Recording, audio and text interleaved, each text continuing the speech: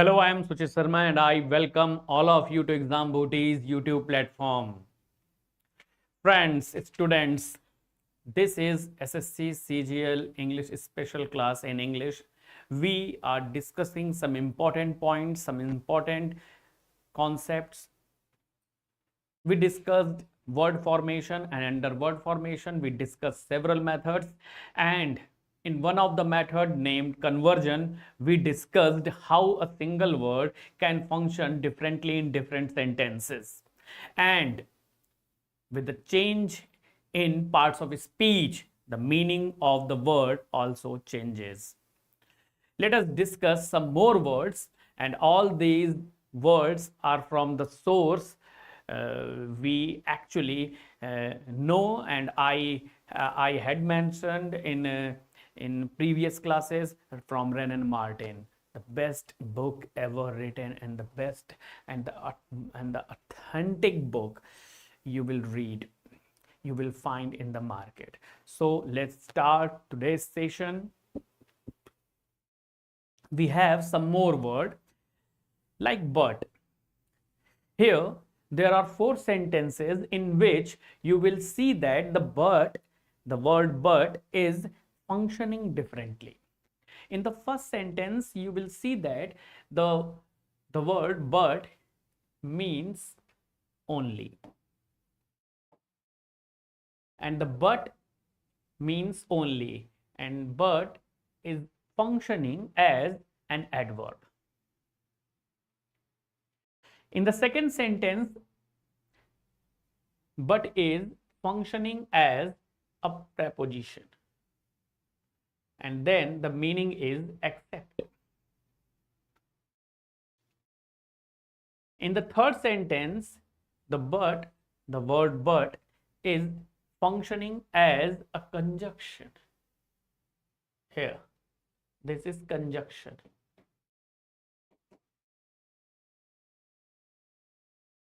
And in the fourth sentence, you will find but functioning as a relative pronoun. It means actually a pronoun.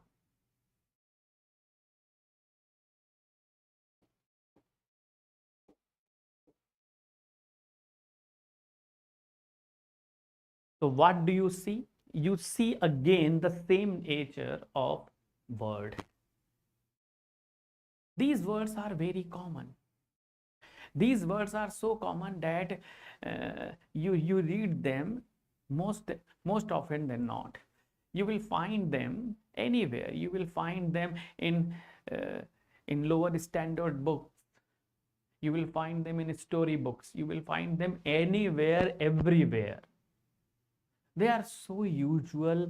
They are so commonly found words, but they are common in their use, but they function in sentences differently.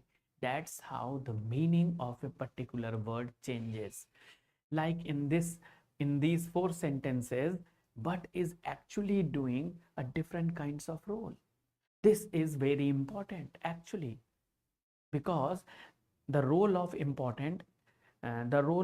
but is very important in this connection, because but is a very important conjunction, but is a very important adverb, but is a very important word as a preposition, and of course as a relative pronoun. If you don't know that, you are going to misjudge, you are going to mistake so many buts you will find in sentences. So just put it down, note it down, jot it down, and just memorize it. The 4 significant role, the 4 significant function of but. This is the very common and usual use of but as a conjunction, and most of the students know the meaning of but.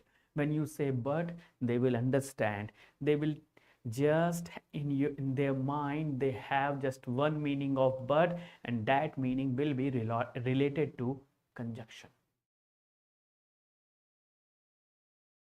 But They don't have any idea that but can mean only, but can also mean except, but can also mean like who. So if you have idea about all these things, if you have a certain picture of a particular word functioning so differently in different sentences, like the most important word but here, this opens the field of knowledge. This opens the field of just absorbing the knowledge of English. And that's where the journey begins. And that's where you start your journey from basic level to advanced level. Because at basic level, when you are in schools, this is not going to discuss. All these things are just avoided because you will get confused. You are not able to comprehend or differentiate between words. Your analytical power is not so good at that time. That's why all these things are excluded or not mentioned. You read it and you forget it. Nobody is going to analyze it. Even though you read the newspapers, the magazines, or some other readable objects, but you do not even notice how a certain word is functioning in sentences. So start focusing, start doing all these things. That's how you improve your English. That's how you can make yourself to be on the position where you can control everything. And that's how the things starts. Let's take another example, another word, down. There are 5 sentences. It means down can function in 5 different ways. Astonishing. 5 different ways. You can never imagine about it. Here in the first sentence, working, functioning as an adverb. Down went the Royal George. In the second one, preposition. Down the hill. The fine engine came rushing down the hill. Here, the down working, functioning as the preposition. In the third sentence, the porter was killed by the down train. Here, down is actually working as an adjective. He has seen the ups and downs of life. Wow, what a beautiful idioms, idiomatic use, idioms and phrases. The beauty of idioms and phrases you can see here, ups and downs, and here downs is acting as a noun.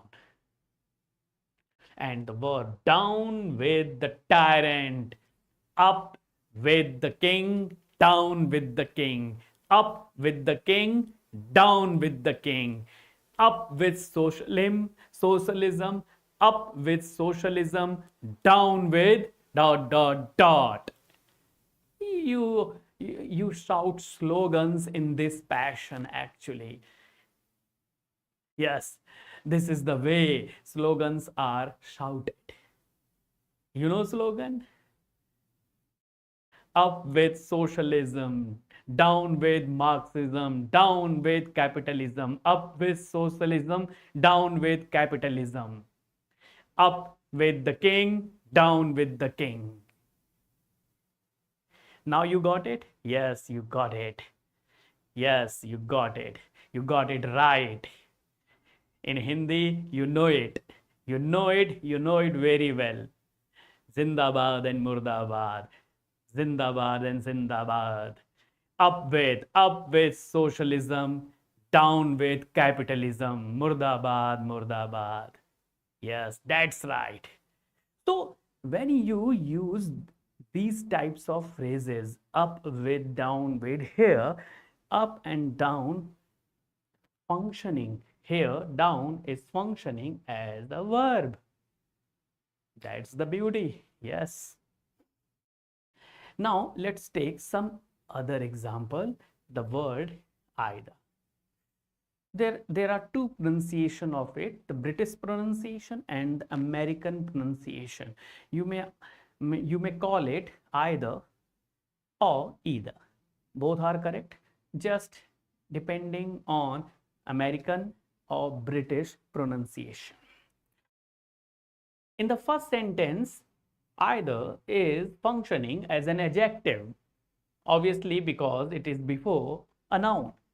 In the second sentence, either is working as a pronoun, and everybody is aware of the either functioning as a conjunction, either or and either nor. Everybody knows it. When you mention either, they will remember following the word or. Either or, either nor. This is a conjunction. Everybody knows it, but what they forget that either can also function as an adjective and pronoun. And in these two sentences, there is no or. This is the most important thing, because most of the students think that if there is either or neither, there will be or nor. It is not always necessary.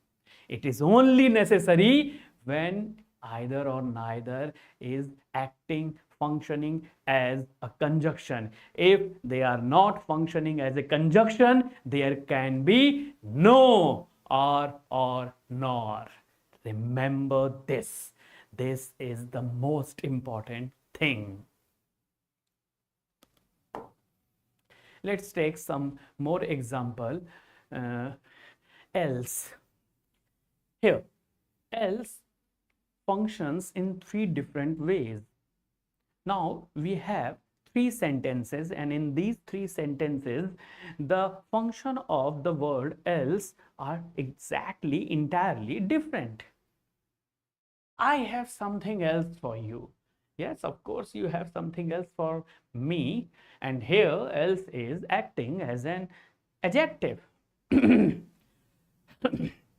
Sorry, adverb. Shall we look anywhere else? Yes, of course. You may go and look somewhere else. And of course, as a conjunction, else. Make haste, else you will miss the train. And most commonly, you know else as a conjunction. Yes, of course. So how else function differently? This is the way. These three functions. Enough. A very important word, very important for my dear students.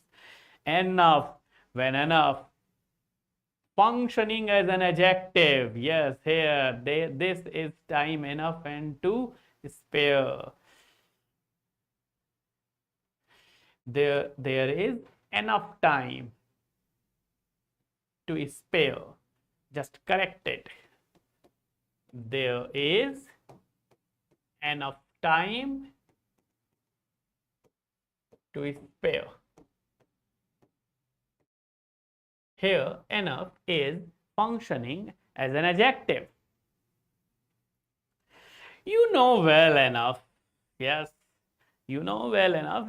Here, enough is functioning as an adverb. And noun, I have had enough of this. I have had enough of this. Yes. Once Pandit Jawaharlal Nehru said, we had had enough of you. This is the most famous line. If you remember this, just go to history and read about this line. We had had enough of you. And search who is actually you in this line. How powerful this line was. Go and search for it. Another word, even. A very important word, a very commonly used word as well. Even as an adjective, the chances are even. The chances are even. Like even number, odd number. In these uses, even is acting actually as an adjective verb. Let us even the ground, like labeling the ground, making the ground flat. Yes, making the ground flat. Even, functioning as a verb. And in the third one, does he even suspect the danger? So even functioning in three different ways in three different sentences. Here, except. There are so many confusions regarding the word except. When you say except, this is the one, except this is the one, except this is accept and reject. Yes, you take something, you don't take anything. If you receive anything, this is a kind of acceptance. This is accept. Yes, and this accept is actually leaving something. This is but actually. Yes, but when but acts as a preposition, this is equal to accept. Yes, this is. And accept also functions in three different ways. Here are the examples. Word. If we accept hurry, all are to be blamed. Here, accept acts, functions as a verb. All the brethren were in Egypt except Benjamin. Brethren is actually a special plural of brother. Yes, if the members of the same communities are gathering somewhere and they are collectively to be called brethren. Yes, brethren. And accept as a conjunction. I will not let thee go except thou bless me. Here, except means unless. So the same word functions differently in these three sentences. Let's take another example of for, a very common word for. Preposition and conjunction as well. I can shift myself. I can shift for myself. Here for is functioning as a preposition, and in the second one, give thanks unto the Lord for he is good. For as a conjunction, for means close to because. Yes, in compound sentences actually, when we want to use in the sense of because, the conjunction is for. And when you add a principal clause and a coordinate clause in order to make compound sentence, and you want the meaning of because, the word you can use for. The sentence will be compound and the same meaning it will convey as because we find in complex sentences. Let's take another example of the word less. The word less, this word also acts differently in three different sentences. Less can be an adjective, can be an adverb, and can be a noun.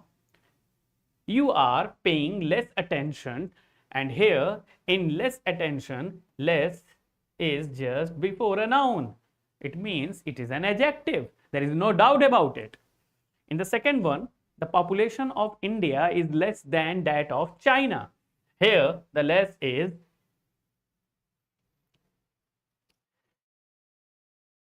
just qualifying the population. And everything here. you can find it, you can see it, you can recognize it. And in noun, he wants rupees 600. That watch, he won't be satisfied with the less. Yes.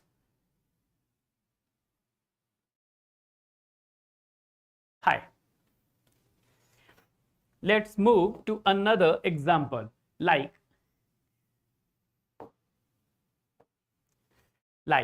and like functioning in 4 different ways.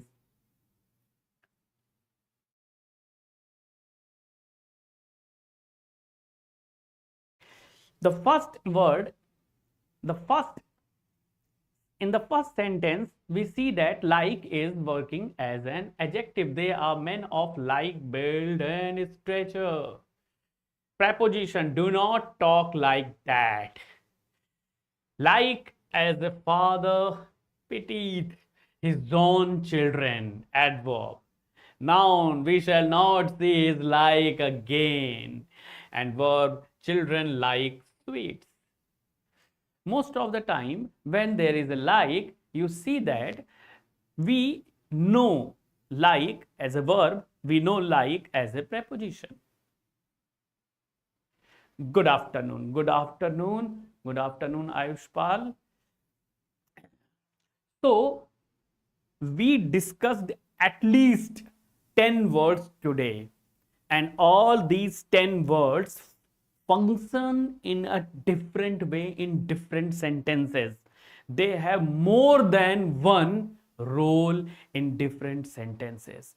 This is the most important role of a word, and unless you know the function of the word and the meaning accordingly, how parts of speech changes, the meaning changes along with that, you are not going to comprehend or able to understand anything. This is the importance, and we will continue to understand more of this. That's all for today. We will meet tomorrow at the same time. Till then, goodbye and take care.